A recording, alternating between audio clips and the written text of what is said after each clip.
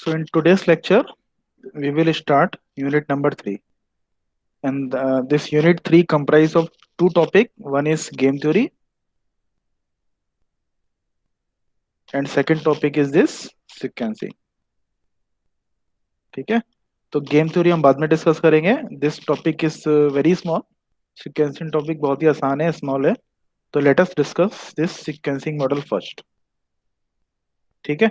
तो सीक्वेंसिंग से आपको क्या समझ में आ रहा है, कोई बताएगा मुझे? What you understand by sequencing? तो मैं हिंट.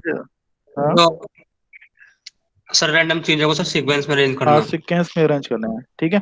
तो किसी भी ऑर्गेनाइजेशन में, suppose organisation is making a product A B C D E F and so on, मतलब 7-8 तरीके के, 10-15 तरीके के प्रोडक्ट बन रहे हैं. It is having a machine M1, M2 और M3. और यू कैन से केवल एक ही मशीन है, may be he is having only one machine, या एक से ज्यादा भी मशीन हो सकती हैं. तो प्रोडक्ट ए जो है वो मशीन M1 पे भी बन रहा है, M2 पे भी बन रहा है और M3 पे भी बन रहा है. इसी तरीके से प्रोडक्ट जो सी है वो M1 पे भी बन रहा है, M2 पे भी बन रहा है या M3 पे भी बन रहा है. कंपनी का पर्पस क्या है? कंपनी क्या चाहेगी कि जो ABCD जो जितने भी प्रोडक्ट हैं वो जल्दी से कम टाइम में बन जाए. Minimum make Spain. Make Spain समझते हो आप? मेक स्पेन जो है वो सारी की सारी जॉब का, अगर मुझे 5 जॉब का मेक स्पेन निकालना है तो पांचों जॉब को कंप्लीट करने में कितना टाइम लग रहा है. पहली बात, कंपनी का टारगेट होगा कि कम से कम टाइम में मैं वो जॉब को प्रोसेस करूं. इस तरीके से मैं सीक्वेंसिंग करूं मतलब मुझे ये डिसाइड करना है कि पहले मैं ए जॉब बनाऊं, उसके बाद मैं सी जॉब बनाऊं, उसके बाद मैंने एफ बना दी, उसके बाद मैंने बी बना दी, उसके बाद मैंने जी बना दी. तो ये मुझे डिसाइड करना है. इसको डिसाइड करने के कुछ क्राइटेरियाज हैं. There are some criterias to decide sequencing of job operation. ठीक है. That we will deal in this topic. तो जो क्राइटेरिया है, these are the criteria. What are the objective? Objective क्या है? हमें हमारा मेक स्पेन को मिनिमाइज करना है. मेन ऑब्जेक्टिव है. We will see in detail also. Make span को मिनिमाइज करना है. आइडल टाइम मशीन का, जो मशीन का जो आइडल टाइम है वो मिनिमाइज करना है. आइडल टाइम क्या होता है, कोई बताएगा मुझे? What is idle time? Sir जो मशीन खाली रहती है। बिल्कुल, वेरी गुड. जब मशीन जो है खाली रहती है. अगर आप मशीन बी से मशीन सी में जब आप लेके जा रहे हो प्रोडक्ट को, मे बी बी में प्रोसेसिंग चल रही है, सी को वेट करना पड़ रहा है. अगर 5 मिनट के लिए भी अगर वेट करना पड़ रहा है तो 5 मिनट उसका आइडल टाइम है. एक तरीके से लॉस है वो. कंपनी को लॉस है अगर कोई मशीन 5 मिनट खाली बैठ जा रही है. ठीक है. तो बहुत सारे ऑब्जेक्टिव होते हैं. We will see one by one. The main objective is to reduce the make span and to minimise the idle time. ठीक है. तो लेट अस टेक, मतलब एक लाइन की थ्योरी देखते हैं, उसके बाद न्यूमेरिकल देखें, then we will come to the theory again. The selection of appropriate order in which job may be done or waiting customer may be served is called sequencing. Sequencing problem can be classified. ठीक है ना? ये मैंने बता दिया कि job किस sequence में बनाई जानी चाहिए, और द वेटिंग कस्टमर में बी सर्व, यानी डिपेंडिंग अपॉन कस्टमर को. ये एक अलग एप्लीकेशन हो गई, ये सर्विस इंडस्ट्री की हो गई. अगर हम मैन्युफैक्चरिंग इंडस्ट्री की हम बात करें तो जॉब को किस ऑर्डर में हमें बनाना है, this can be very well given by this sequencing model. तो कितने तरीके के क्वेश्चन हो सकते हैं? N job through one machine. N job मतलब ABCD जॉब है, बहुत 7-8 तरीके के जॉब बन रहे हैं, ABCDEF on one machine. One machine का मतलब है कंपनी वाले के पास एक ही मशीन अवेलेबल है. तो एक न्यूमेरिकल इस तरीके का हो गया जो कि आज हम देखेंगे. ठीक है. एन जॉब थ्रू 2 और 3 मशीन, यानी कंपनी के पास 3 मशीन है. ठीक है. 3 मशीन है, machine number 1, machine number 2 and machine number 3. आपकी अगर हम AKTU की बात करें, AKTU की लास्ट ईयर के पेपर की बात करें, तो 90% केस में जो क्वेश्चन आता है वो आता है एन जॉब इंटू 2 मशीन. ठीक है. एन जॉब इंटू 2 मशीन, यही वाला क्वेश्चन आता है 90% केस में. कभी कभार मतलब रेयरली केस में N job into three machine आया है, जो कि क्वेश्चन जो है थोड़ा सा लेंदी होता है। जो क्वेश्चन आता है 90% केस में N job through two machine आता है। ठीक है। थर्ड केस हो गया, थर्ड टाइप का न्यूमेरिकल हो गया N job through M machine, मतलब तीन या तीन से ज्यादा मशीन है। तीन से ज्यादा मशीन है तो ये केस आपके सिलेबस में नहीं है, आपको बस ये दो तरीके के न्यूमेरिकल करने हैं। The second group of problem deals with the job shop having the number of machine and a list of task. तो ये भी आपके सिलेबस में नहीं है, ये जो सीक्वेंसिंग मॉडल में आ रहा है ये भी आपके सिलेबस में नहीं है, क्योंकि यहाँ पर एक इन्होंने वर्ड लिख दिया list of task to be perform. Sequencing के अलावा भी मे भी कुछ डिटेल में हम शेड्यूलिंग कर रहे हैं, कुछ और भी काम कर रहे हैं जो कि आपके सिलेबस से के बाहर है। But this is the regular work in any manufacturing industry which is done by a production engineer, और you can say plant manager. ठीक है, अल्टीमेटली ये प्लांट मैनेजर का काम होता है शेड्यूलिंग करना। ठीक है, शेड्यूलिंग करना जो होता है ये बहुत बड़ा टास्क हो गया शेड्यूलिंग करना। और यू कैन से जॉब शॉप, इस वर्ड का मतलब समझते हो आप लोग, जॉब शॉप। और you have you heard the name batch production? ये सुना है आपने बैच प्रोडक्शन क्या होता है? यस सर, सुनना। बताओ क्या होता है।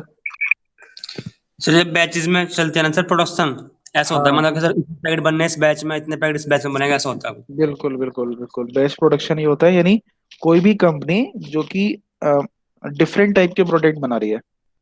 ठीक है, डिफरेंट फैमिली के प्रोडक्ट बना रही है, डिफरेंट टाइप के प्रोडक्ट बना रही है, पांच या छह तरीके के प्रोडक्ट बन रहे हैं।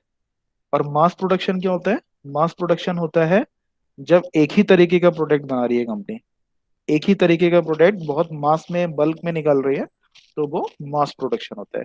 तो अगर हम मोटा मोटा बात करें, this batch production is related to this sequencing और scheduling.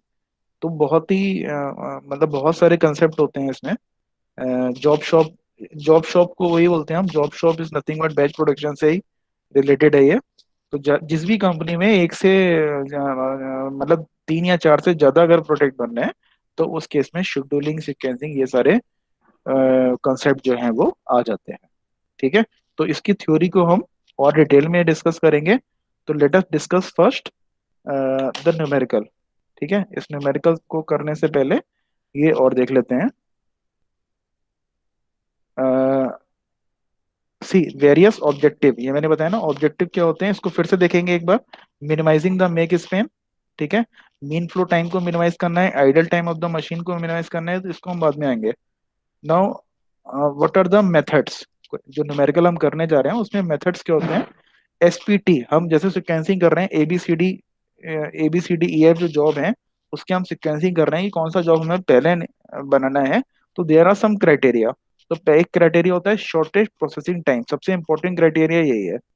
Very important criteria is shortest processing time. तो जिस भी जॉब का प्रोसेसिंग टाइम कम है उसको आप पहले बना दो। Second criteria is earliest due time. इसका क्या मतलब हुआ? अर्लीस्ट ड्यू टाइम है, सपोज आप 1 जुलाई को अपनी फैक्ट्री चला रहे हो। ठीक है, आपने फैक्ट्री अपनी स्टार्ट करी 1 जुलाई को या 1 सितंबर को, और आपके जो पांच कस्टमर हैं, ठीक है 5 कस्टमर हैं, तो वो उन्होंने अलग अलग डेट दे दी। किसी ने कह दिया भाई मुझे 8 जुलाई को मुझे माल तैयार चाहिए, मुझे डिलीवर कर देना। किसी ने बोल दिया मुझे 12 जुलाई तक चाहिए। किसी ने बोल दिया मुझे 18 जुलाई को चाहिए। तो ये क्या हो गई? उसकी ड्यू डेट हो गई। यानी कौन सा प्रोडक्ट आपको किस डेट में बनाना है, ये अगर आप इसको प्रायोरिटी दे रहे हो तो ये सेकंड मेथड अप्लाई करोगे। अगर आप इस बात को प्रायोरिटी दे रहे हो कि शॉर्टेज प्रोसेसिंग टाइम किसका है, तो वो मेथड कहलाएगा एसपीटी। ठीक है, एक और मेथड होता है एसटीआर, वेयर हम इन दोनों का कॉम्बिनेशन कर लेते हैं। इन दोनों का जो कॉम्बिनेशन है दैट इज कॉल्ड एसटीआर, यानी सिलेक्ट टाइम हम निकालते हैं, और जो सिलेक्ट टाइम जो मिनिमम आता है अ, उसके हिसाब से हम शेड्यूलिंग कर देते हैं, सीक्वेंसिंग कर देते हैं। और सिलेक्ट टाइम होता क्या है? Select time is equal to due date minus processing time. ठीक है, तो देखते हैं ये न्यूमेरिकल देखते हैं इसका।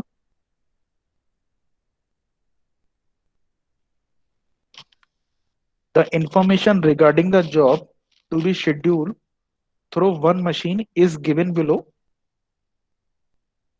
जॉब दे रखी है A B C D E F G, तो 7 टाइप्स की जॉब बन रही है। एवरी जॉब का, अच्छा ये जो क्वेश्चन है वो है आपका n job in one machine, यहाँ पर केवल एक ही मशीन अवेलेबल है। सपोज कोई टर्निंग है, कोई एक छोटी सी इंडस्ट्री है जिसके पास एक ही मशीन है, टर्निंग की मशीन, उसने लेथ मशीन रख रखी है, तो उसी पे वो जॉब प्रोसेस कर रहा है, तो बस उसे डिसाइड करना है कि कौन सी जॉब पहले बनानी है। प्रोसेसिंग टाइम हर जॉब का दे रखा है, और प्रोसेसिंग टाइम इन डेज, ये मतलब डेज में है। ए जॉब बनाने में 4 दिन लगते हैं, बी जॉब को बनाने में 12 दिन लगते हैं, सी जॉब को बनाने में 2 दिन, 11 दिन, ई को 10 दिन, 3 दिन और 6 दिन लगते हैं। ठीक है। ड्यू टाइम क्या है? ड्यू डेट है आपकी 20, 30, 15, 16, 18, 5 और 9, मतलब ए की जो डिलीवरी करनी है 20 जुलाई को करनी है, बी की डिलीवरी 30 जुलाई को करनी है, 15, 16, इस तरीके से इसकी ड्यू डेट है। हमें क्या निकालना है? गिव द शेड्यूल, या यू कैन से सीक्वेंस हमें बतानी है। Give the sequence and mean flow time as per FCFS, first come first serve. SPT मतलब शॉर्टेस्ट प्रोसेसिंग टाइम। STR होगा, यहाँ गलत लिख गया है ये, STR मतलब select time remaining rule. EDD मतलब अर्लीस्ट ड्यू टाइम रूल। तो ये 4 मेथड से हमें बताना है कि जॉब सीक्वेंसिंग कैसे करनी है। ठीक है भाई, आ रहा है ना समझ में? करें क्वेश्चन? Yes sir. क्वेश्चन समझ में आ गया? हाँ जी सर, आ गया। ठीक है, तो let us take first rule by first method FCFS। FCFS मतलब फर्स्ट कम फर्स्ट सर्व। इसका मतलब जो पहले आया उसे बना दो, इसमें हमें बिल्कुल भी दिमाग लगाना नहीं है, जो पहले आया वो हमने बना दिया। तो पहले तो उसी सीक्वेंस में बना दिया, यानी ए जॉब पहले आई, फिर बी आई, फिर सी, फिर D, E, F and then G. ठीक है। प्रोसेसिंग टाइम सबका लिख लिया मैंने, ये टेबल मुझे बनानी पड़ेगी हर क्वेश्चन में, इसमें बस टेबल का ही रोल है। हर क्वेश्चन में आपको टेबल बनानी पड़ेगी। 4, 12, 2, 11, 10, 3 एंड 6। नाउ मशीन तो एक ही है हमारे पास, तो जब हमने जॉब नंबर ए को लगाया मशीन पे, तो 0 डेज में शुरू हुई और खत्म कब हुई? 4 डेज में, इन एंड आउट, यानी 4 दिन बाद हमें जॉब नंबर ए तैयार मिल गई। जॉब नंबर बी को हमने 4 दिन के बाद लगाया, और कितने दिन में तैयार हुई? 12 + 4 = 16। जॉब नंबर सी को मैंने 16 डेज पे लगाया, 16 डेज के बाद लगाया, कब तैयार हुई ये? 18 दिनों में। 16 + 2 = 18। इसी तरीके से 18 + 11 = 29। 29 + 10 = 39। 39 + 3 = 42। 42 + 6 = 48। यानी अल्टीमेटली ऑल द 7 जॉब्स,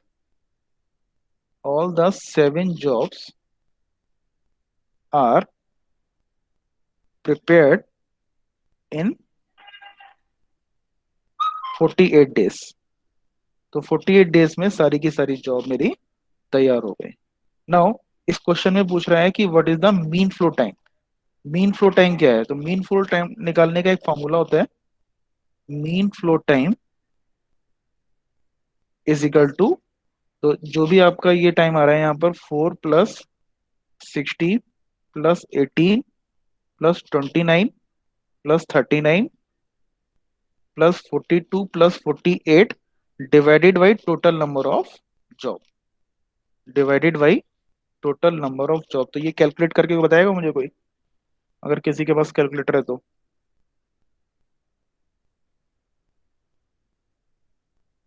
ये आएगा 28 डेज। ठीक है, तो इट विल कम 28 डेज। तो पहले मेथड से जॉब हमने निकाला, 48 डेज लग रहे हैं सारे जॉब को बनाने में, और मीन फ्लो टाइम आ रहा है 28 डेज।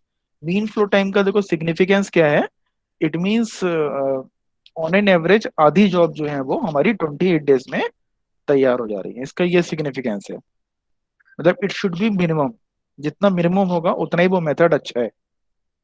ठीक है, तो कह सकते हैं कि अप्रोक्सीमेटली 4 जॉब है, यहाँ पर आप देख भी सकते हो, करीब 29 डेज में कंप्लीट हो जा रही है। तो अप्रोक्सीमेटली आधी से, आधी या आधी से ज्यादा जॉब हमारी 28 डेज में कंप्लीट हो जा रही हैं। इसका मतलब ये कम से कम 4 कस्टमर को हम टाइम पे सप्लाई कर पा रहे हैं।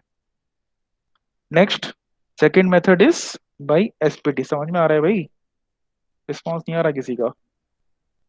यस सर, आ रहा है। आसान है, देखो बहुत आसान है ये। जब सेकंड क्वेश्चन करेंगे तो उसमें थोड़ा सा रूल्स लगाने हैं। तो ये मेथड तो बहुत ही आसान है, इसमें तो n job in one machine ही है। Now by shortest processing time. Shortest processing time ये दे रखा है रो नंबर 2 में, क्वेश्चन में गिवन है। Now which job is having the shortest processing time? कौन सी जॉब सबसे कम टाइम में बन जा रही है? जो सी। Job number C. तो जॉब नंबर सी को पहले बनाऊंगा मैं। ठीक है, इसका प्रोसेसिंग टाइम लिख लिया मैंने 2। ठीक है, इस पे मैंने टिक लगा दिया। नेक्स्ट, सी के बाद बताते जाओ मुझे। फिर ए। एफ। एफ नहीं, एफ बन रही है, एफ का 3 है ना, 3 डेज है, तो इसका हो जाएगा 3। ठीक है, तो एफ ए को मैंने प्रोसेस कर दिया। उसके बाद ए ए। ए में ए का प्रोसेसिंग टाइम है 4। जी। ए के बाद आ रहा है जी। जी जी हो का गया, 6। जी का हो गया 6 डेज। ये सब डेज में है, ठीक है। ई का जी 10। हो गया, जी। ई का हो गया, इसके बाद हमने प्रोसेस कर दिया ई। ई का आ गया 10 डेज। फिर ठीक है, डी। अब क्या बचा? डी। डी का है 11। ठीक है, उसके बाद बचा बी, यानी बी का है 12 डेज।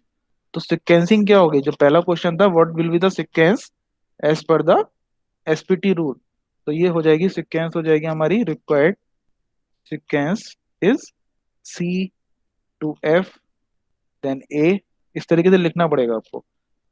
ए, then G, then E, then D, then B. अगर क्वेश्चन 2 नंबर का है, उसमें केवल सिक्वेंस पूछ रहा है, तो ये तो आपका आंसर हो गया, ये सिक्वेंस हो गया। बट क्वेश्चन में मीन फ्लो टाइम भी पूछ रहा है। अगर मीन फ्लो टाइम पूछ रहा है, to calculate the mean flow time मुझे ये टेबल बनानी पड़ेगी।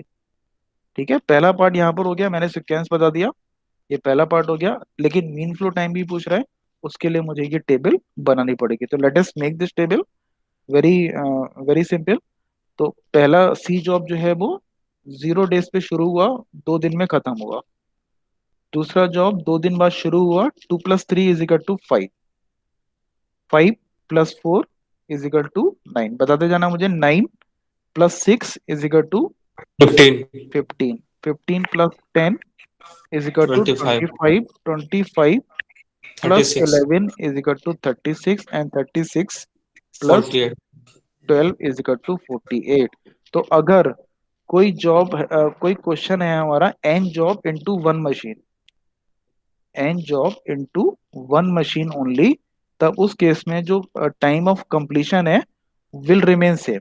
चाहे आप कोई से भी मेथड से बनाओ, तो ऑब्वियस सी बात है, time of completion of all the jobs are 48 days. अगर कोई हमारा केवल एक ही मशीन का क्वेश्चन है, तो टोटल कंप्लीशन टाइम कितना हो जाएगा? और विल रिमेन सेम, 48 डेज। तो पहले वाले क्वेश्चन में भी 48 डेज आ रहा था यहाँ, और यहाँ भी 48 डेज ही आएगा। Now calculate the mean flow time.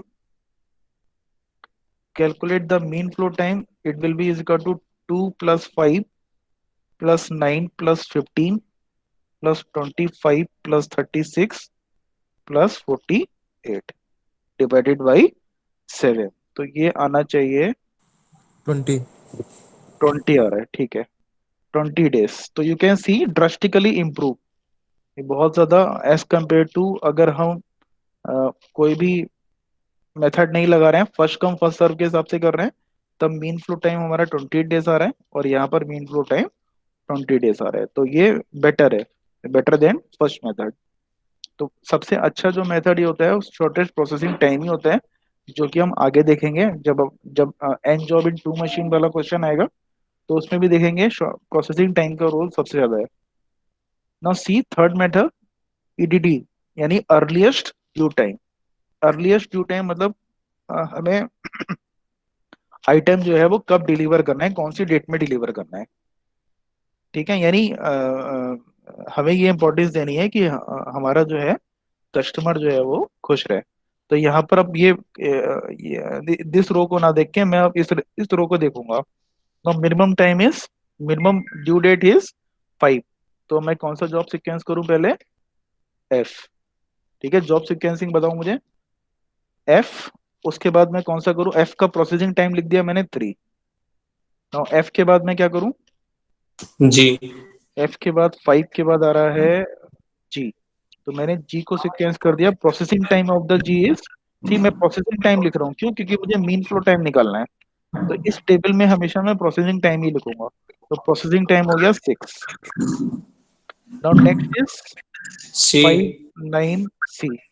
सी का प्रोसेसिंग टाइम कितना हो गया? 2। ठीक है। Next is D. D. D का प्रोसेसिंग टाइम कितना हो गया? 11। नेक्स्ट इज ई। ई। ई का प्रोसेसिंग टाइम कितना हो गया? 10। 10। Next is A. A. A B का का 4। प्रोसेसिंग टाइम हो गया 4। और नेक्स्ट इज बी। बी का बी प्रोसेसिंग का टाइम 2। हो गया 10। ठीक है। तो अल्टीमेटली सीक्वेंस हमारी हो गई F2G, G2C, C2D, D2E, E2A, A2। ये हमारी हो गई sequencing. Now to calculate the mean flow time, let us make fill this table. 0 days में स्टार्ट हुआ, 3 दिन में कंप्लीट हो गया जॉब नंबर एफ। ये 3 दिन के बाद स्टार्ट हुआ, और 3 + 9 = 9 डेज में कंप्लीट हो गया। 9 + 2 = 11। 11 + 11 = 22। 22 + 10 = 32। 32 + 4 = 36। And 36 + 12 = 48. Again, all the jobs are completed in 48 days. ठीक है। इट विल रिमेन सेम, क्योंकि एक ही मशीन है। It will remain same. Now what will be the mean flow time? बताओ जरा कैलकुलेट करके, कितना आ रहा है इसका mean flow time? Mean flow time आएगा 3 + 9 + 11 + 22 + 36 + 48 डिवाइडेड बाई 7। कितना आ रहा है? 23। 23। 23 डेज। ठीक है। तो मीन फ्लो टाइम इसका 23 डेज आ रहा है। आ रहा है समझ में? नेक्स्ट करें फिर? हो गया? इसमें कोई डाउट है तो पूछ लो, फिर आगे बढ़े।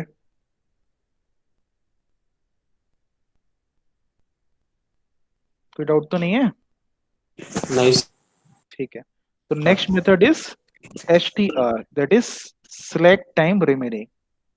select time remaining method.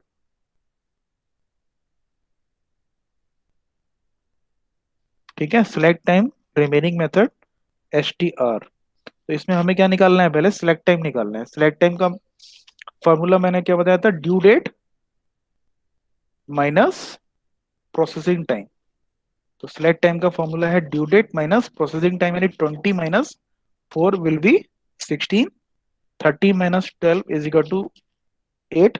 15 - 2 = 13। 16 - 11 = 5। 18 - 10 = 8। 5 - 3 = 2। 9 - 6 = 3। तो अब हम क्या करेंगे? मिनिमम सिलेक्ट टाइम देखेंगे। We will see minimum select time. तो मिनिमम टाइम सेलेक्ट टाइम किसका है? एफ। तो let us first make the job F, and the processing time of the F is 3। F के बाद क्या है? जॉब नंबर जी, बताते हो चलो मुझे आप तो। उसके बाद कौन सी जॉब लूं मैं? एफ के बाद job number G. Processing time of the G is processing time of the G is 6। इसके बाद कौन सी लूं? इसके बाद कौन सी जॉब लूं? बताओ भाई। सर ई वाली। ई वाली। E1। सर दोनों में सर क्लैश हो रहा है, मतलब select time sir equal equal है दोनों का। सिलेक्ट टाइम इक्वल आ रहा है, तो कुछ गलती कर दी हमने। 13 - 12 कितना होगा? 18 आए हैं। हाँ, 13 - 12 18 आएगा। ठीक है, अब सही है। अगर टाई करेगा तो हमें रेंडमली चूज करना पड़ेगा। ठीक है, उससे कोई फर्क पड़ेगा नहीं। तो जी हो गया। जी के बाद मैं क्या करूं? जॉब नंबर डी को प्रोसेस कर दूं, इसका प्रोसेसिंग टाइम है 11।